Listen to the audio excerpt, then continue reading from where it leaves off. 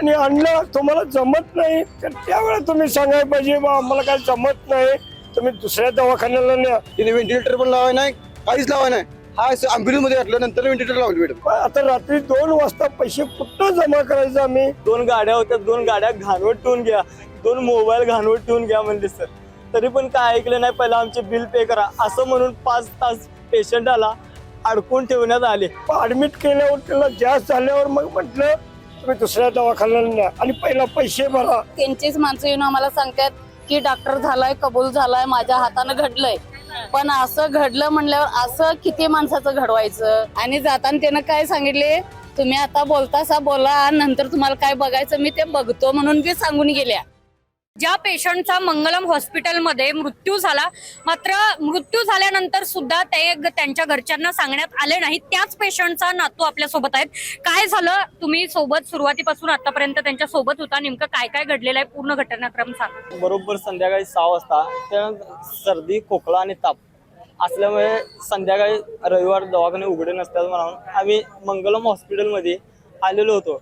मंगलम हॉस्पिटलमध्ये तिने ऍडमिट करून घेतले. पहिला ऍडमिट करून घेतले. 6-7 वाजूपर्यंत पेशंट पूर्ण क्लिअर होतं.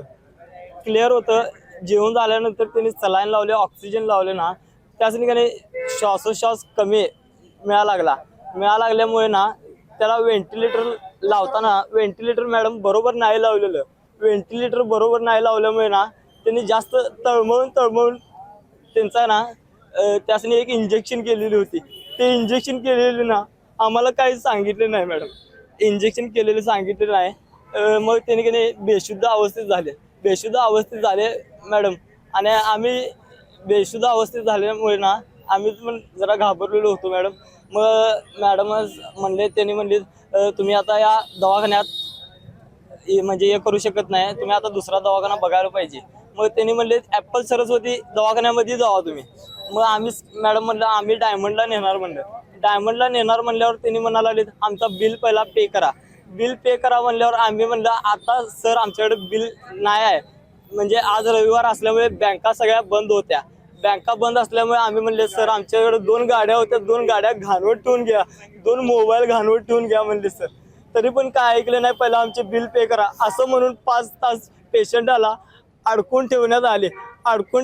नंतर ना ॲम्ब्युलन्स आले. ॲम्ब्युलन्समधनं डायमंडला नेत्यावेळी काय अगोदर यांचं मयत झालेलं आम्हाला काय सांगितलेलं नाही. आम्हाला लेटर बी आलेलं, लेटर मग आम्ही बघितलं तर मग आम्ही ते आलो. म्हणजे मंगलम मध्ये असतानाच पेशंट डेट झालेला आहे. पण यांनी सांगितलं होतं का तुम्हाला? नाही, पहिला पैसे भरा मगच पेशंट न्या असं ते त्यांचं हे होतं. तसं पेशंट कसं जाणार सांगा मॅडम? सिरियस पेशंट होते, एकदम सिरियस. सर तिने व्हेंटिलेटर पण लावाय ना मॅडम. मेन त्यांचा प्रश्न काय मॅडम की बाबा आपलं पेशंट सिरियस असल्यावर त्यांनी व्हेंटिलेटर लावलेलं असतं. व्हेंटिलेटर बाबा आपल्याला पेशंट ॲम्ब्युलन्स मधून शिफ्ट करायचा पेशंटला, तर व्हेंटिलेटर आणला पाहिजे मॅडम. तिने व्हेंटिलेटर पण लावाय नाही, काहीच लावाय नाही. हा ॲम्ब्युलन्स मध्ये घातलं, नंतर व्हेंटिलेटर लावली मॅडम. आता मॅडम त्यांना रात्री पण आम्ही काय म्हटलो 12-1 वाजले मॅडम रात्रीचं, बाबा की पेशंट सिरियस आहे मॅडम, त्याला शिफ्टिंग करायचं पेशंटला. तर त्यांना आम्ही काय म्हटलं मॅडम की 28,000 रुपये बाबा तुम्हाला सकाळी देतो. ती म्हटली आम्हाला विश्वास नाही. त्यांना आणि मॅडम काय म्हटलो आम्ही बाबा आमची 2 गाड्या आहेत, गाड्या ठेवून घ्या. तरी पण म्हणजे आमचा विश्वास नाही, पैसे द्या मग पेशंट आला. मॅडम सकाळी पहाटे आम्ही 5ला लिहिलो पेशंट येत 5ला, तो डायमंड हॉस्पिटल पेशंट मॅडम डेट झाले. आम्हाला आता बोलून घेतल्यानंतर आम्ही आज गेलो. आता म्हणजे त्यात SP साहेब सगळे होते. घेतल्यानंतर साहेब काय म्हटलं माझ्याकडे चुकी झालेली आहे, मी पैशासाठी अटल केले म्हणून. मी म्हणलं तुमच्यामुळे पेशंट गेलेला आहे, या पेशंटचं काय करायचं? मग त्याने म्हटलं तुम्ही काय ऍक्शन घेतली? म्हणजे आम्ही ऍक्शन घेणार नाही, तुम्हाला हे जेलचे काय तुम्हाला काय असेल गुन्हे तुम्हाला कायदा होणार म्हटलं. मग म्हटलं ठीक आहे म्हणजे सर म्हटलं आपण बोलू. मग त्यासाठी ते PM आल्यानंतर त्यावर डिसिजन घेणार, त्यासाठी आम्ही बसलो आंदोलनासाठी, असं एवढं बोललो आम्ही. नेतो म्हणून सांगितलं त्यांना, पब्लिकच्या समोर नेतो म्हणजे त्यानं असं बोललेलं आहे. काही बी दाखवलं नाही, बाहेर तिकडे उचलून नेलेलं आहे. आमच्या समोर काही नाही, डॉक्टर साहेब उचलून नेलेलं आहे. आणि पब्लिकला काही दाखवलं नाही, नेलाय का नाही काय असं काय केलं. पण आता ही पब्लिक लोक इथं बसल्या, डॉक्टर आमच्या समोर न्यायला पाहिजे म्हटल्यावर न्यायला पाहिजे का नको? लोक इथं 7 वाजेपासून बसला. माझा भाऊ आहे स्वतः, काय थोडा वयाचा बी नाही माणूस, आणि आणलं तुम्हाला जमत नाही तर त्यावेळेला तुम्ही सांगायला पाहिजे बा आम्हाला काय जमत नाही, तुम्ही दुसऱ्या दवाखान्याला न्या. तुम्ही 4 तास कशाला इथं ऍडमिट करून घेतला? ऍडमिट केल्यावर त्याला जास्त झाल्यावर मग म्हटलं तुम्ही दुसऱ्या दवाखान्याला न्या आणि पहिला पैसे भरा. पण आता रात्री 2 वाजता पैसे कुठं जमा करायचं आम्ही? तुम्हाला म्हटलं सकाळी आम्ही जमा करतो, पेशंट आमचं मोठ्या दवाखान्याला जाऊ द्या. मग तरी बी म्हटलं इथं जीव सोडला. मग त्यावेळेला म्हटलं तुम्ही पेशंट न्या. मग हे चुकीचं आहे काय हे आहे तुम्ही सांगा. आमचं पेशंट गेलं त्यावेळेला तुम्ही पहिलं आणल्यावर तुम्ही सांगितलं असतं मला काय माझ्या हाताने होत नाही तर आम्ही दुसरा दवाखाना केला असता. मग तुम्ही ॲडमिट का करून घेतला? ॲडमिट केल्यानंतर 4 तासानं आमचं पेशंट असं झालं. मग हे चुकीचं आहे का नाही?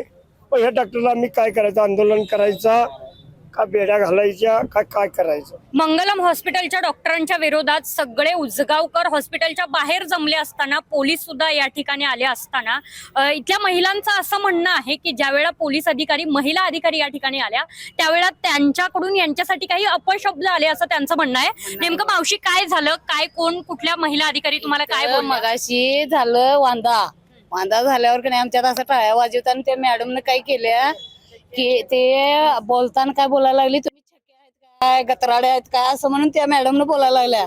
मग आता आमच्याशी जे घडलं आम्ही आधी तर दुखात आहे. मग टाळ्या वाजवायचे का म्हणा, टाळ्याच काय वाजवा लागल्यात. पण सगळ्या बायका असं करून बोलायला लागल्यात तर ते कधी शब्द दुसराच वापरायला लागल्या. ते वापरून आणि म्हणते मी असं काही सांगितलं नाही.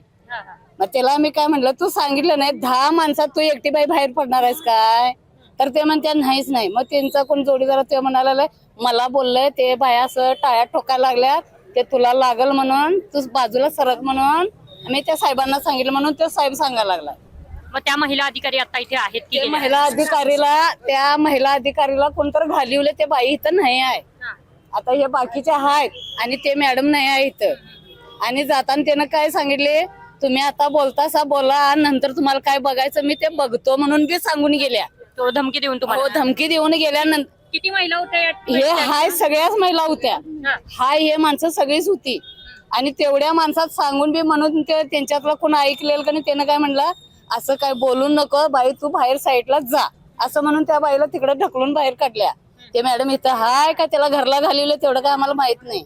आणि आम्ही काय म्हणतो या डॉक्टरला आमच्या समोर तेजी की नाही हे काढायलाच पाहिजे आणि त्याला अटक व्हायलाच पाहिजे. आमचा मत असा, आमच्या महिलांचं मत असं आहे. हो, या महिला अधिकाऱ्यांचं मत असं आहे की त्याची डिग्री काढायला पाहिजे आणि आमच्या समोर त्याला बेड्या घालून कने गाडीत घालायला पाहिजे.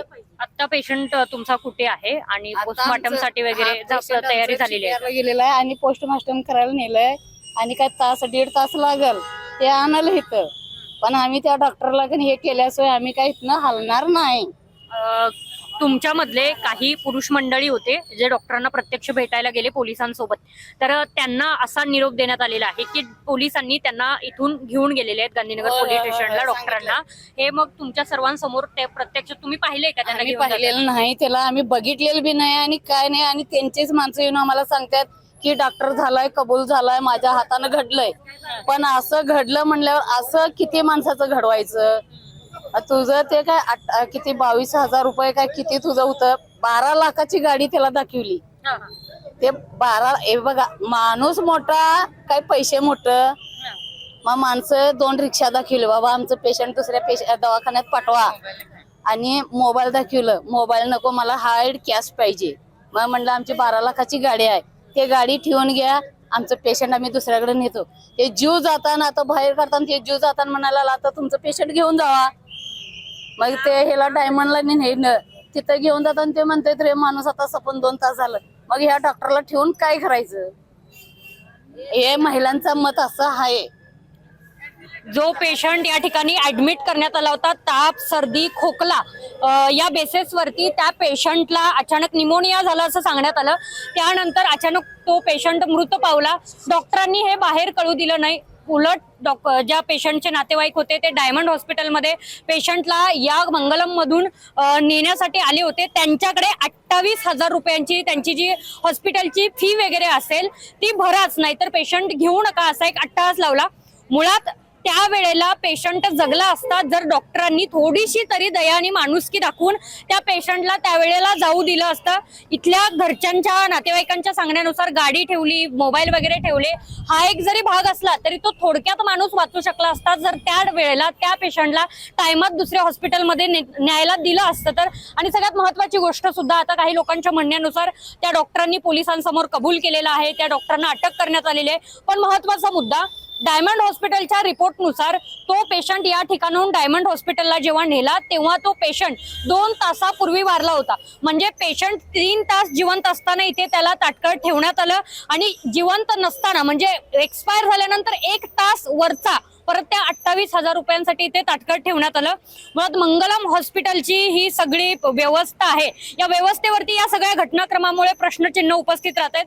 मात्र त्यांना काय शिक्षा होणार आहे, नेमकी अजूनही त्याच्या पाठीमागे काही सत्य आहे का, डॉक्टरांची बाजू काय आहे, कारण डॉक्टर उपलब्ध नसल्यामुळे आम्ही त्यांची बाजू, त्यांचं म्हणणं ऐकून घेऊ शकत नाहीत. सध्या त्यांची बाजू काय आहे हे आपण प्रत्यक्षरित्या जाणून घेणारच आहोत. मात्र पोलीस प्रशासन यावरती काय दखल घेतंय आणि त्याचबरोबर या नातेवाईकांच्या म्हणण्यानुसार त्यांना कठोर शिक्षा होते का हे पाहणं सुद्धा तितकंच महत्वाचं आहे. व्हिडिओ जर्नलिस्ट सचिन वारेकर सोबत सह्याद्री देसाई, केके न्यूज, कोल्हापूर. जशी प्रत्येक मोठ्या यशामागे मेहनत असते तसेच प्रत्येक यशामागे योग्य मार्गदर्शन असते. आम्ही जेईई, नीट आणि MHTCETच्या यशाने उज्ज्वल भविष्याचा पाया घालतो. अभिनव सायन्स अकॅडमी, अचूक मार्गदर्शन घ्या, उद्याचा इतिहास घडवा.